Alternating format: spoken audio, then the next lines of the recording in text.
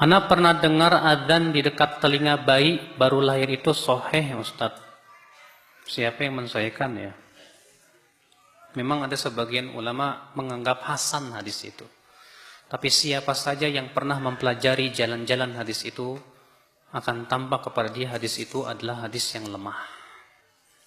Hatta Syekh Albani rahimahullah dalam kitab Irwaul Ghalil tadinya menghasankan.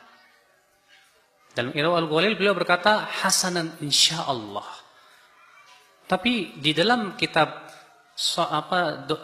silsilah ahadits dhaifah beliau merujuk. Kata beliau, tadinya saya menghasankan karena saya berhusnudzon bahwa riwayat Ibnu Abbas itu sebagai syahid dan penguat. Ternyata jelas kepada saya ternyata hadis Ibnu Abbasnya palsu. Sehingga tidak bisa dijadikan penguat. Makanya beliau kemudian merujuk dan meralat bahwa hadis tentang mengadhankan bayi itu hadis yang lemah. Nah, sekarang menjadi permasalahan. Apakah mengamalkan hadis lemah itu boleh atau tidak? Memang itu menjadi sebuah perselisihan para ulama. Sebagian mengatakan hadis lemah boleh.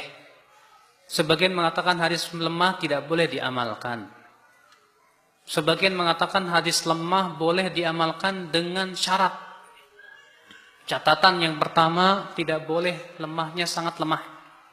Yang kedua, tidak boleh diyakini bahwa itu hadis yang sahih, tapi itu diyakini itu hadis sebagai hadis yang lemah dan dia amalkan hanya sebatas kehati-hatian.